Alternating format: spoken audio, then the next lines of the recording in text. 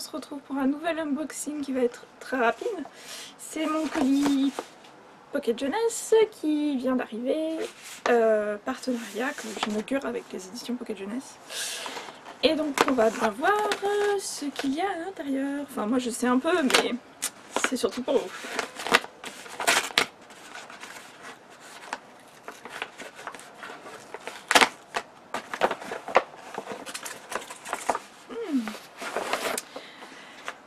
Et il y a donc le tant attendu Eleanor and Park de Rainbow Rowell, que je voulais depuis très longtemps, et enfin surtout depuis sa sortie, mais même avant, depuis qu'ils avaient annoncé qu'il allait sortir.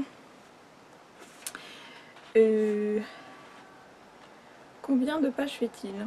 Ah non, ils sont pliés. Il y a eu un problème à la découpe, hein. Un peu bizarre. Bref. Ouais, non, il a l'air bien. Bon, il est un peu... Je sais pas... Il est un peu abîmé là, mais bon. On chipote un peu. Et ensuite, en version poche, cette fois-ci, Wonder de R.J. Palacio. Un bouquin qui déjà, quand il était en grand format, me tentait énormément. Et donc, vu qu'il est ressorti en poche... c'est bien, comme ça je vais pouvoir le lire, et le lire plus facilement parce que en grand format il était assez imposant quand même. Voilà, voilà, celui-là il a l'air en bon état, tout me paraît bien, oui, tant qu'il manque pas de pages. Voilà, donc quatrième couverture, donc la célèbre ne jugez pas un livre, raturez un garçon sur sa couverture, raturé sur son apparence. Voilà. Vous avez certainement entendu parler de ce livre, je ne vais pas en reparler 40 000 ans. Et voilà, donc c'était ma réception Pocket Jeunesse, donc Wonder, Eleanor and Park. Et le lendemain, on se retrouve avec deux autres colis qui viennent juste d'arriver. Le premier, bon c'est marqué sur l'enveloppe, hein, c'est de la part de chez Nathan, donc on va voir ce qu'ils m'ont mis à l'intérieur. Et le deuxième, c'est un peu plus mystérieux parce que je ne reconnais pas trop la provenance de l'expéditeur, mais j'ai ma petite idée dessus. On verra, mystère. Donc le premier colis de chez Nathan. Alors,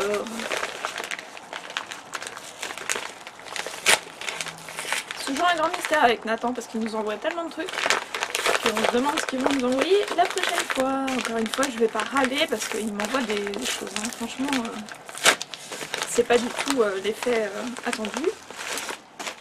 Alors, c'est une épreuve non corrigée. Au bout des longues neiges de Jean Côme Noguès, apparaître le 4 septembre 2014. Ok, là comme ça, ça vous dit rien. Apparemment ça se passe en Irlande en 1846. La famille décime l'Irlande, Finian O'Connell, 12 ans, et toute sa famille doivent s'exiler pour survivre. Comme des centaines d'autres paysans avec eux, ils montent à bord d'un bateau vétuste pour une traversée des plus périlleuses, direction le Canada, mais ce n'est là que le début de leur aventure. Une fois sur place, il leur faudra encore rejoindre leur concession, puis se reconstruire une maison à partir de rien au cœur d'une nature sauvage, magnifique et hostile et peuplée d'Indiens. Ça fait un peu conquête de l'Ouest. C'est vraiment très court, hein, ça fait 200 pages. Et c'est écrit assez gros. Donc voilà, je vais vous tirer les épreuves non corrigées qui sont toujours collées à l'intérieur de la tranche sans faire une catastrophe. Si j'y arrive. Non, c'est pas possible, comment ils font leur truc? Et la couverture ressemble à ça. Voilà, jolie couverture. Ça m'a l'air d'être super jeunesse parce que quand je vois les autres livres qu'il a paru, enfin qu'il a écrit quoi. Est-ce qu'il y a marqué l'âge dedans? Dès 11 ans. En tout cas, il y a des super beaux paysages. Hein. Voilà. Voilà, ça c'est ça. Bon, premier colis, Nathan, ça c'est bon. Maintenant, deuxième colis mystère. Voilà. J'ai ma super paire de ciseaux qui a fait peur à certaines personnes la dernière fois lors du précédent unboxing et qui ont cru que ça allait se finir dans un bain de sang. Ne vous inquiétez pas.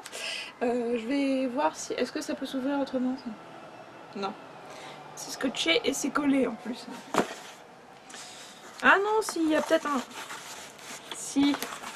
Il y a une languette pour tirer dessus. Bon, on va voir hein, si c'est pas fort. Ouais. Ah, du premier coup. Merveilleux. Alors...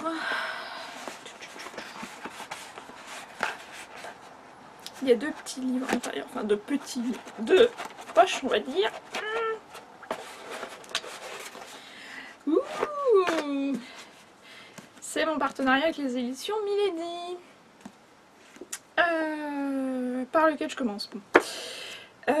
Donc, merci les éditions Milady, merci Aurélia. Donc on va, oui, c'est bien, je trouve plus mes mots, c'est super, je suis complètement perturbée. Alexandra Ivy, Les Sentinelles, le tome 1 de la saga Forgée dans le sang. C'est de la bitlite. Il y a marqué au dos romance et sexy.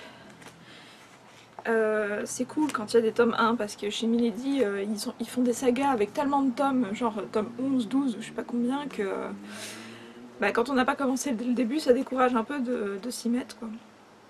Mais pour le coup quand il y a des tomes 1 je suis toujours super contente, ça m'a fait comme ça pour Lacrimosa,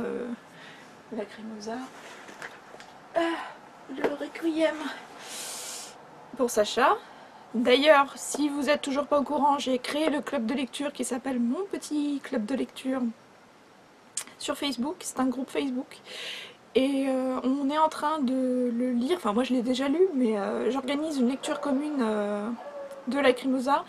Et on ponctuera tout ça d'un live show avec l'auteur. L'auteur sera présente. Il y aura aussi Anne-Cécile de la chaîne Agnieszka Blog qui viendra avec moi pour animer ce live show. Et ce sera le premier dimanche d'août. Donc si vous voulez participer, allez sur... Alors c'est facebook.com/groups/mon petit club de lecture. De toute façon je vous mets le lien en dessous. Hein, comme ça n'hésitez pas à aller vous inscrire dans le groupe pour ne rien manquer. Et venez vraiment au live show parce que ce sera super. Et on aura le plaisir d'avoir l'auteur avec nous en plus de ça pour discuter de sa saga dont le tome 2 paraîtra le 22 août. Donc c'est un peu l'occasion. Pourquoi est-ce que je vous parle de tout ça? On est dans un unboxing. Donc voilà, premier tome, Sentinelle. Alors, meurtre à cœur ouvert, une danseuse de charme assassinée, pas de suspect, pas de mobile et un seul indice. Plus de cœur. Il n'en faut pas plus pour pousser le sergent Duncan O'Connor à demander l'aide d'une nécro, un de ces phénomènes de foire qui vivent sous le dôme du complexe tout proche de Valhalla.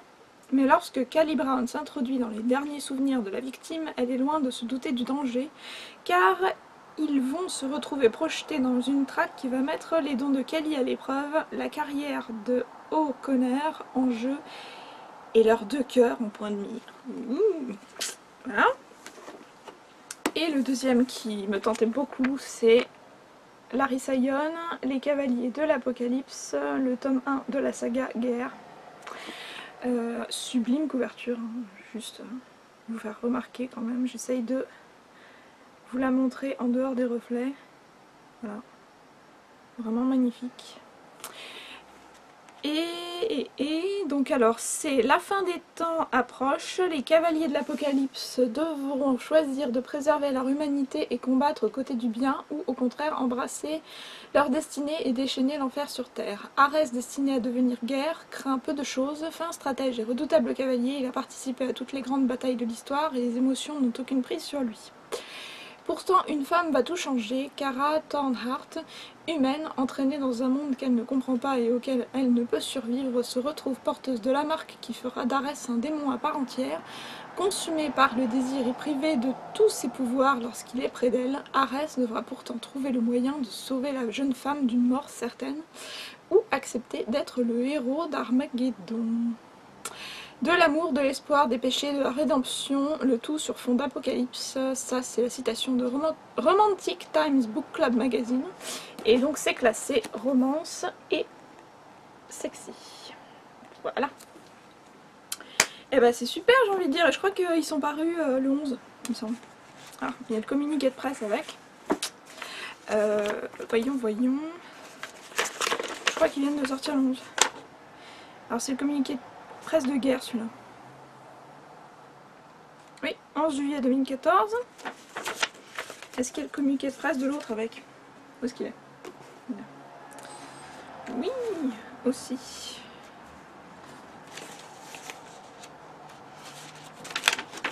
Le 11, voilà. Donc théoriquement, vous les avez déjà en librairie si ça vous dit. Voilà, donc où est-ce que c'est ça? Les 2 millénies, le Nathan, plus les 2 autres que vous avez vus tout à l'heure dans la vidéo, logiquement, pour moi c'était hier. Donc les 2 autres Pocket Jeunesse, j'ai envie de dire que ça fait de belles réceptions pour 2 jours comme ça. J'aimerais bien comme ça que tous les jours j'ai des livres qui me tombent dans ma boîte aux lettres. Oyez, c'est quand vous voulez les gens. Hein. Je fais un appel à tout le monde via internet. Non, je rigole. Je vais pas quémander des livres. Hein. Faut pas déconner non plus, hein, j'ai envie de dire. Vous avez vu tout ça, plus ce que vous ne voyez pas d'ailleurs.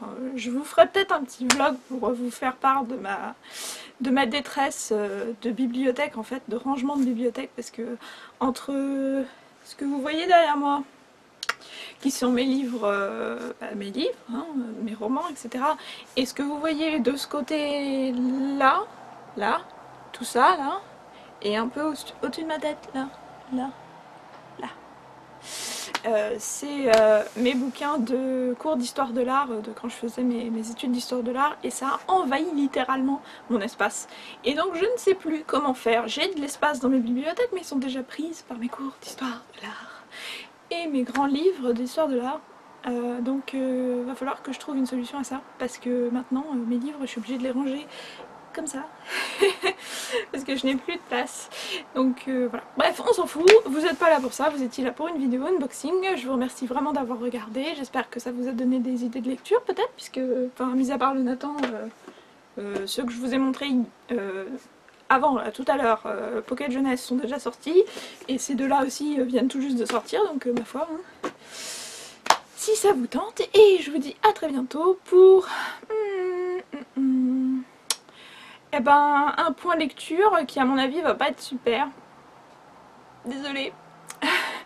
Parce que j'ai beaucoup lu pour mon boulot, mais bon comme vous le savez peut-être maintenant, pour le boulot j'ai pas trop le droit de vous en parler parce que ça reste pour le boulot.